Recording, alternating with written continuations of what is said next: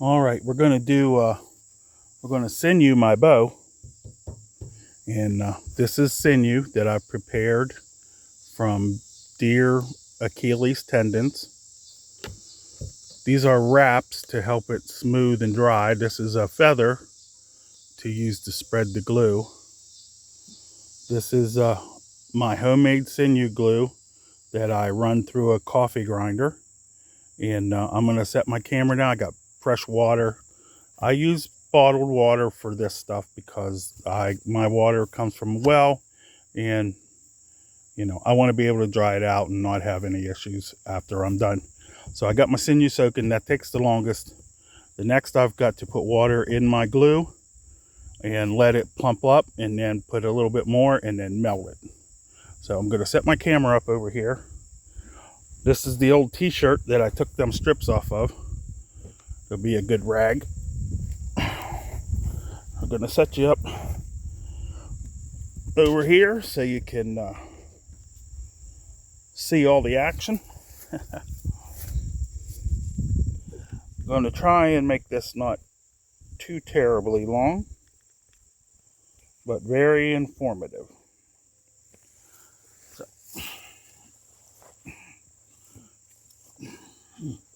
Now I'm just going to accept for a fact that you can see. Get my sinew. This is leg sinews. I do have back sinews, but I like to save that for sewing. This works just fine. Everybody wants to use the back sinew for everything and not have the leg sinew. This is my cheater torch. This is my little stand I'm going to set my glue on. 2 small mushroom cans. That way I don't overheat it. And I'm going to have to use a torch to heat it because I'm on my table. But we're going to go ahead and add some water. And this should soak up pretty quick. Now my goal here is to make the glue runny but not watery. You can see I need to add more water.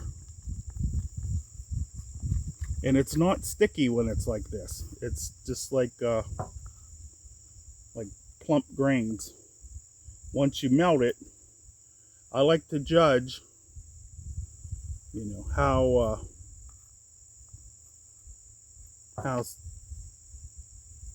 thick it is. It won't stick, but it'll work. But you need to melt it to incorporate the water. At least that's what the furniture guys tell me. So I'm going to add some more water. Like I said, I want it to be runny where it won't gel up real quick after it's heated. I'm going to use my feather to stir.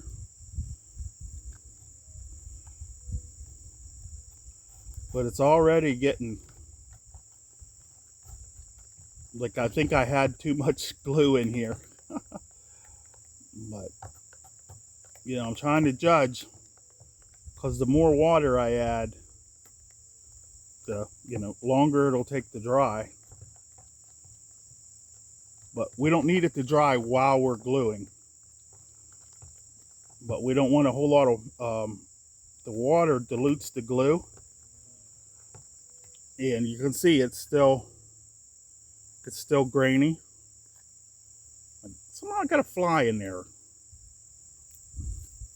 What's up with that? And I've added, the water was there, so I probably added 3 ounces of water to what I'm guessing is 1 ounce of glue. And we're going to do a little more. And that's all the water I'm going to put, and I'm going to melt it and see how thick it is. But I want it to be like paste, and you can actually use it like this, but I don't like to.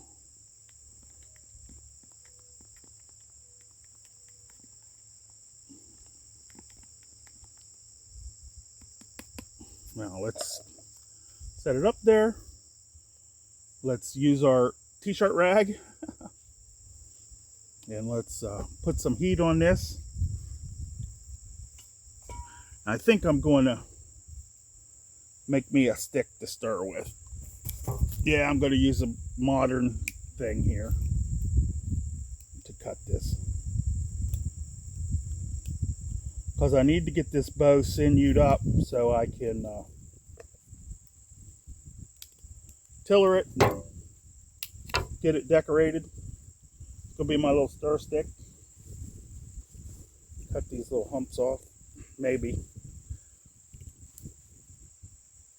This privet wood is surprisingly hard once it dries. And that's what this is. I use it for foreshafts because there's tons of it available. And if you leave it dry with the bark on, it doesn't check or crack. This takes longer. I'll put some heat on here. We'll hold it a little ways away. And it's already melting. It doesn't take much to melt this. I don't have the flame touching the can.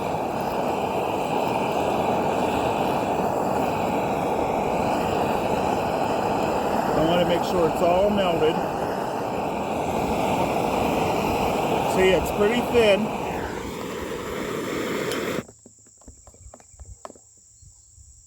That's hot enough. It's not too hot to touch, but it's pretty warm to touch.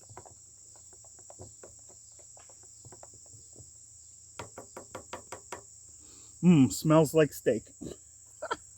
Yeah, I know it's weird, but this is where my my feather comes in. This is a dyed feather. It looks like a goose feather from Hobby Lobby. Dip it in. That's my paintbrush. Paint it on.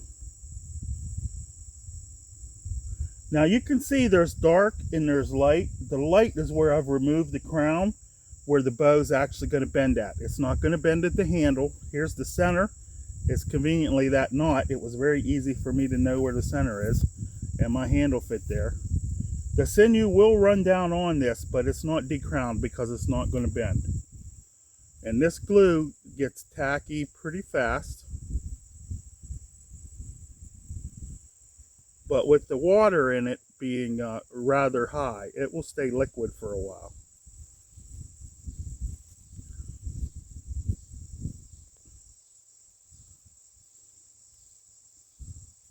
Now I know you can't see the whole thing, but we're going to do one limb at a time. I want to coat that pretty good. Then I'm going to dip my feather, put a little bit of glue in my sinew. My sinew water. Here, I'll just dump it. Give it a little. Now you got to remember, like, I didn't add that much glue because that's 4/5 or 3/4 water. But I just want to get some glue soaking in there. You don't want too much glue in your sinew pot because your sinew will get sticky, and this will be a hard job.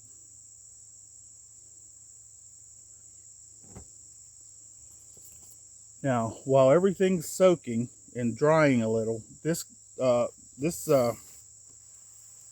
not have to dry. Okay, I'm going to let it dry a little to make sure it's in there, but you can see it's already gelling up. So we got a good thing going. I'm gonna make me a smoother.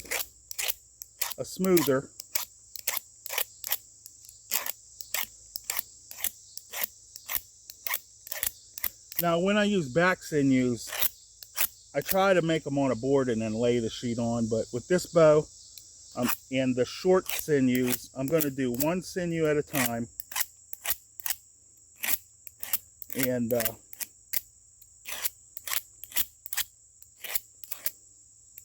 until the whole thing's covered. And then when I get done with this limb, I'll go to that limb. And by the time I'm done with that limb, I'll come back and do this limb again.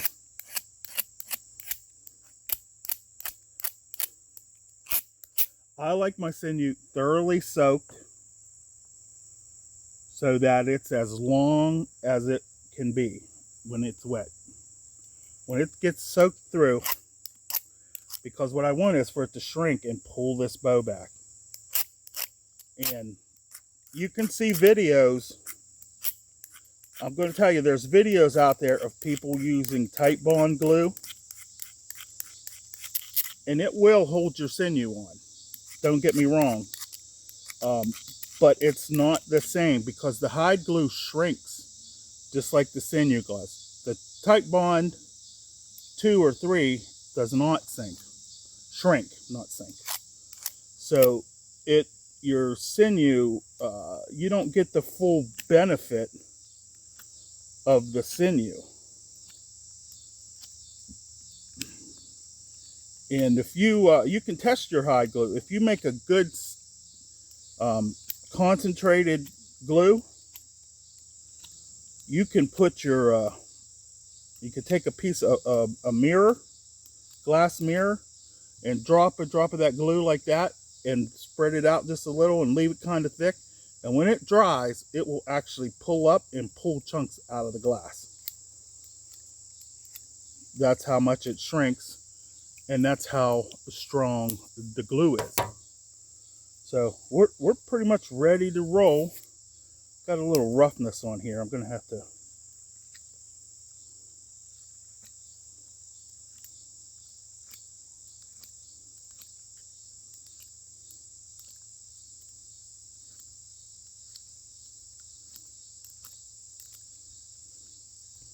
This is how I make my glue for everything, because it stays liquid. And we'll pick a piece out of here. Now, the first time I ever did friggin' sinew backing, I put the glue was real thick because it says mix the glue with equal volumes of water and melt it. And I'm going to tell you, that is a recipe for disaster. We're going to start in the middle here.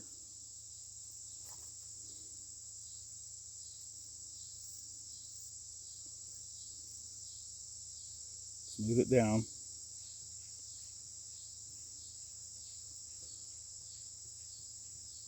Now you don't have to worry. The glue, the hide glue, the water from this sinew will make it stick to that glue.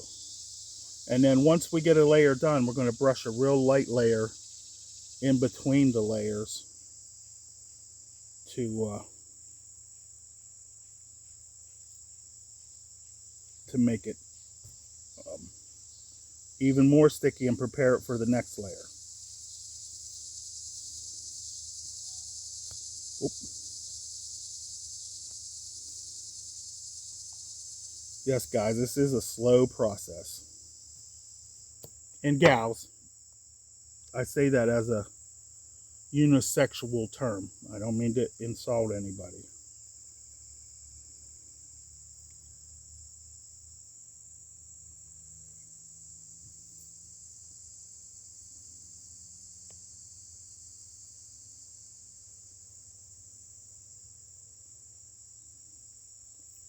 You see, my process is I start in the middle and stretch it out so it lays flat. And if your glue's in your sinew vat, you're gonna have a hard time because it'll stick to your fingers. So I just want a little bit of glue in there so it's primed.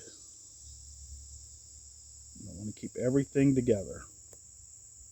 No gaps. And I can tell you, them first strips are already starting to stick. They don't want to move.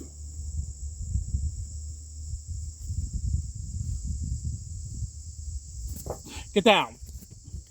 Mace! Oh, that cat.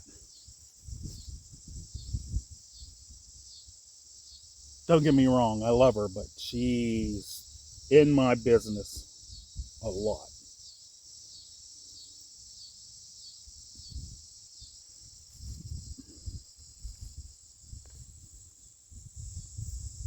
You can tell I love her because I didn't cuss.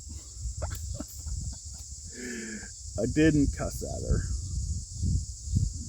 She just wants my attention. I know. She's like every girl I ever went out with or been around. Wants the attention. And why shouldn't they? Women are very nice. I love women.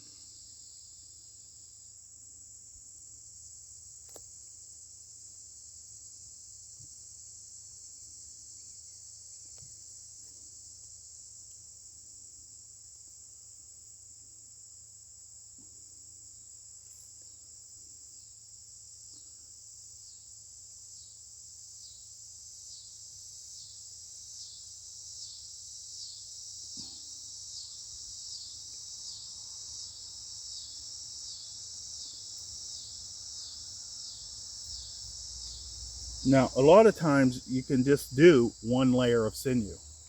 The less layers actually that you can get away with, the better. But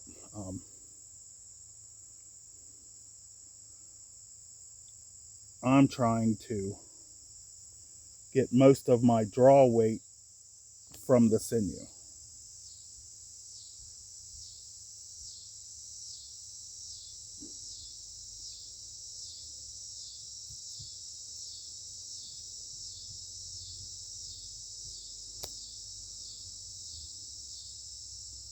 Oh, my glue, my homemade glue smells like barbecue, guys.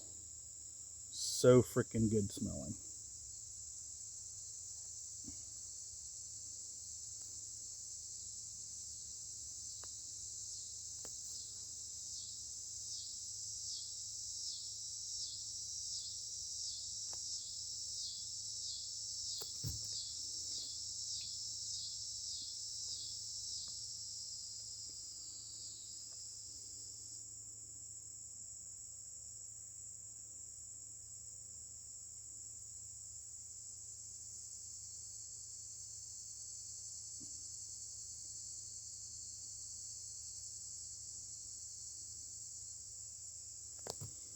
Now, when I do my next layer, I'll overlap where the joints are here.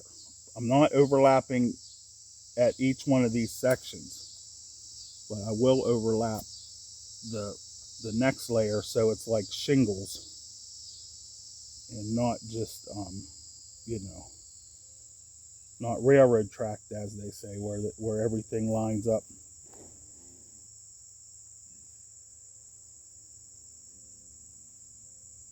Mies, what are you doing? Who are you fighting with?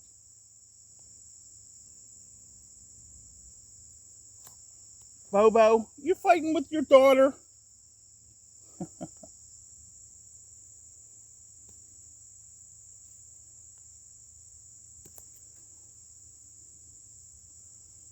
Yeah, this isn't no speed game.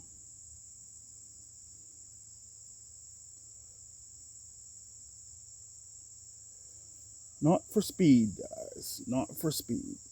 Well, it's for speed in the bow and to keep it from taking set. This is sassafras wood that I have. Oh, I've got a clump of glue there. Get that out of the way.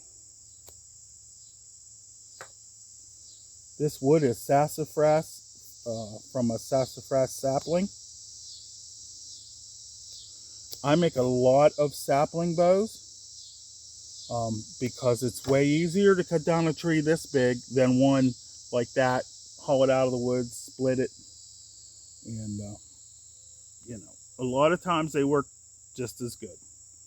If you don't have sinew, you just have to make your bow longer, you know, or wider, or decrown it and keep the middle. Um, there's all kind of ways to make a wood bow out of just about everything. I don't like that little blood spot down there, so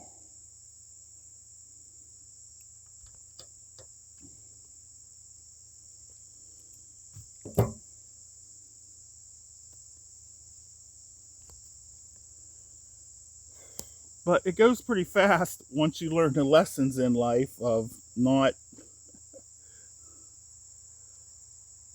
using every kind of bit of sinew, not having your sinew soaking in glue. You know, size your bow. Don't worry, the glue is very strong. The glue is very strong. And here's the other thing about hide glue, homemade hide glue, whatever you want to call it. If you mess up, you soak this thing in water, all that sinew will come off, and you can, you know, soak it in water, warm water a few times, and all the glue will come off of it. And you can use the sinew over on a bow that you didn't mess up. Put a little more glue on down here.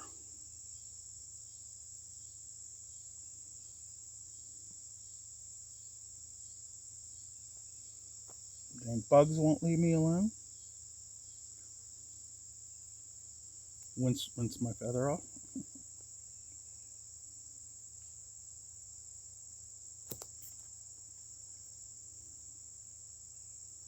But the first bow I ever did, I tried this and I had the glue in there and it was all stuck to my fingers. It came out the rough on the back.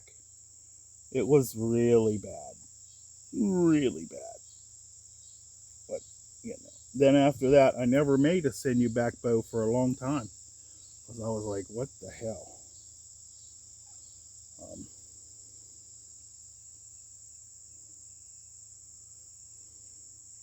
Now you see how that's a good even string? If you've got this on the end, try and scrape it off or just cut it off, because it's just going to make your bow lumpy. See that piece? That will just make your bow lumpy.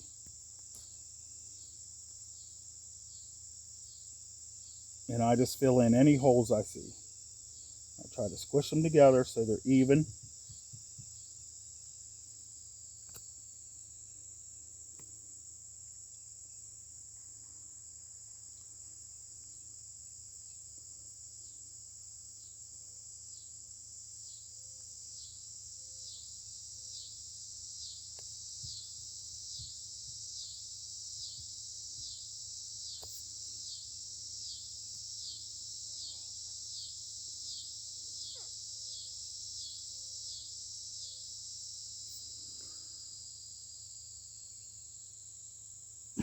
Now we'll go to the top. Since I didn't glue down there, we'll come to the top, start sinewing in.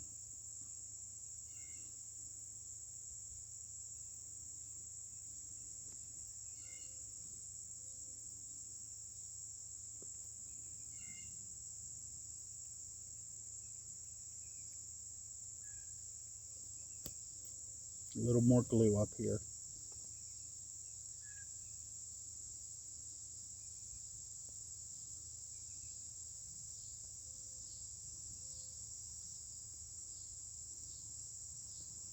Put some glue on the back. Let this start drying where we've already done. Because this layer of glue is going to bond, and it's also going to be the glue for our next layer of sinew. So we want to get some good sinew on here, some good glue.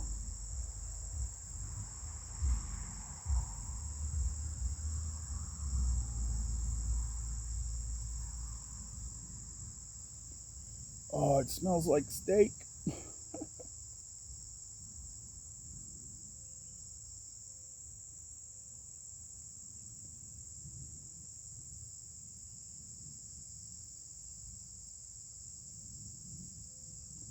Like if you're making furniture, the ratio is 1 part glue, or gluing, like if you're gluing like shafts together, like if you're making shafts out of short pieces, I would use like a lot more glue than water, so it dries fast and has a lot of glue in that joint. But this is going to have a severe adhesion to this sinew because that's what it's made from.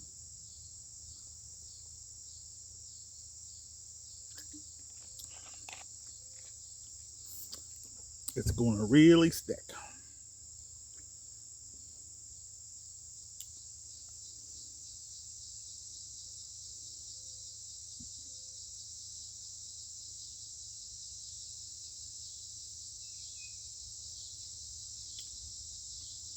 And when I did my first piece, the fibers were all crookedy because they were sticking to my fingers, and you know, so it wasn't the best. Now that bow did work, and it didn't break, and it was on a honey locust stave. I put on a honey locust stave, and it was, you know, for my first bow that actually made it off of the bow building bench. It was pretty good. Nowhere near as good as the bows I make nowadays, but you know, I've made 200 bows, give or take. Hardly ever from Osage, because I never had access to it. But I have a buddy now that has a farm, and as soon as my new chainsaw arrives, I might go get some Osage and start, you know, selling bows. Because I do it as a hobby, I like to do it. So I can't make myself, you know, a whole shed full of bows. So I sell them very reasonable. You know, but I don't make them to order. I make them, and then whatever they are, and I sell them. You know, a lot of guys, a sinew back bow, sometimes you're talking thousands of dollars. I've never charged that much, but you know, the sinew back bows easily go 700-800.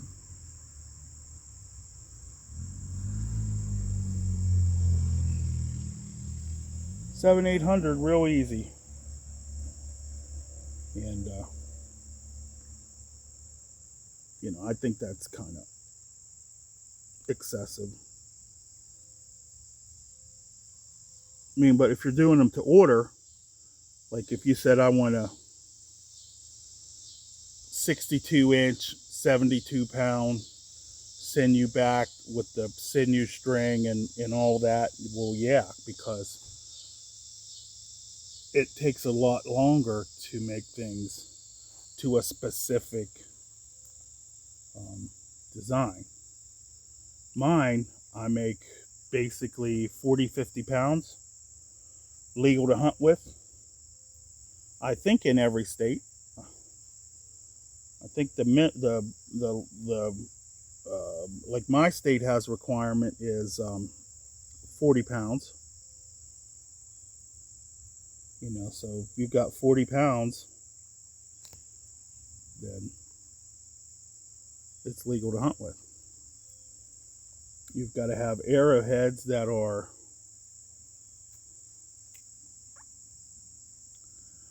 um, 3/4 of an inch across, 2 sharp cutting edges, and whatever material you kind of feel like using.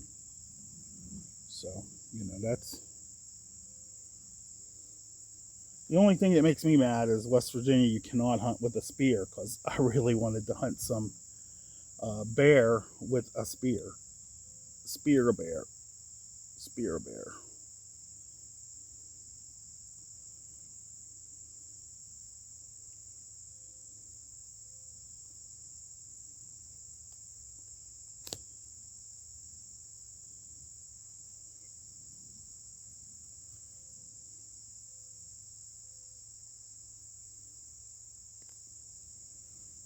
Okay, now that's one side. Now here's my t-shirt. What this does is hold everything down smooth. I don't have recurves on here or anything, so there's not much chance of the Sinew lifting, but this is to just help make it smoother.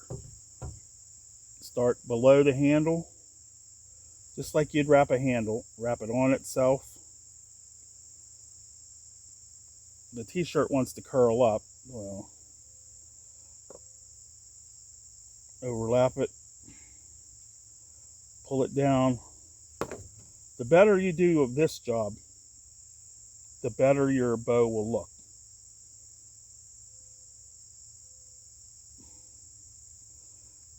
Because your sinew will come out flatter. Come on. I wanted to get an ace bandage or two because they're better. They don't curl up like this t-shirt's doing. They don't curl up like that, so you don't have to fight with them. But when I went to Walmart, the aisles were packed and people were being goofs. So you got to make sure you don't pull your sinew off the sides.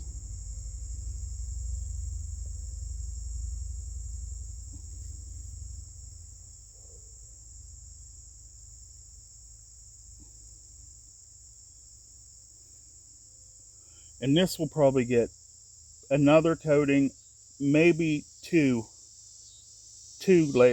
more layers of sinew.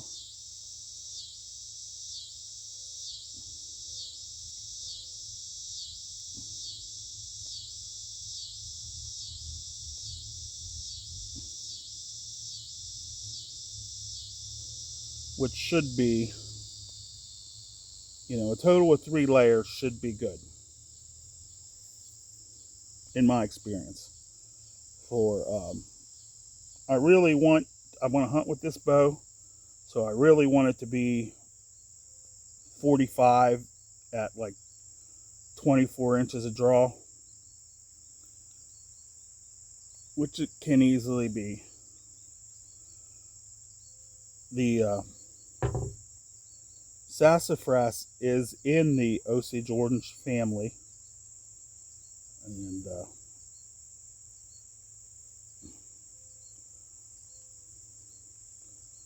the same with mulberry. Mulberry's in the Osage Orange. If you can get mulberry, sassafras, black locust, maple.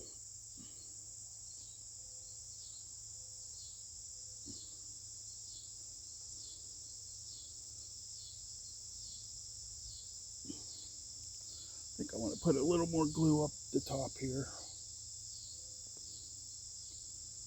The ends, I want to make sure there's plenty on the ends, because when I come back I'm going to have to overlap the ends. And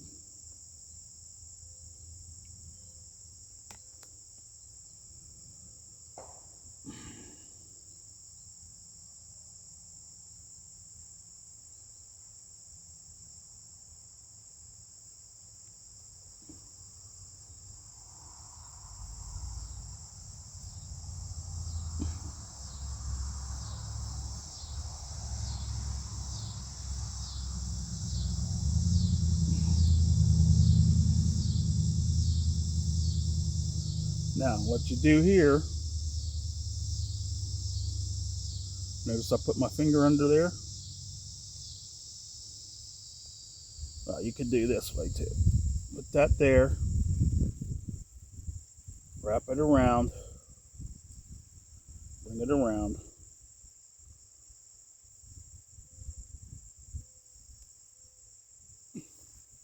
That's a whip finish.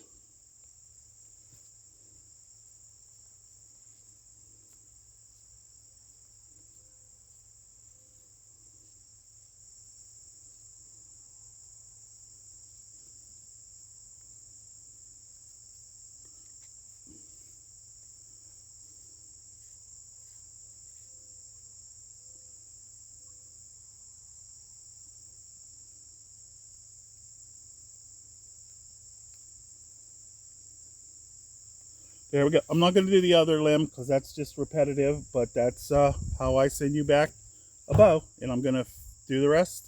And I'll see you when this is all dried. It'll be part 2 sinew back. And actually it'll be finishing the bow will be what it's called, because it'll be ready to tiller.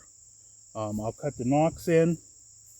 And I'm not going to taper these limbs because I want it to bend the whole way, except for like the last 3 or 4 inches. And I might even glue on a piece to give it a little kick, like a deer antler or something. Glue on, wrap with sinew to give it just a little kick at the end. Thank you much. Sinew backing.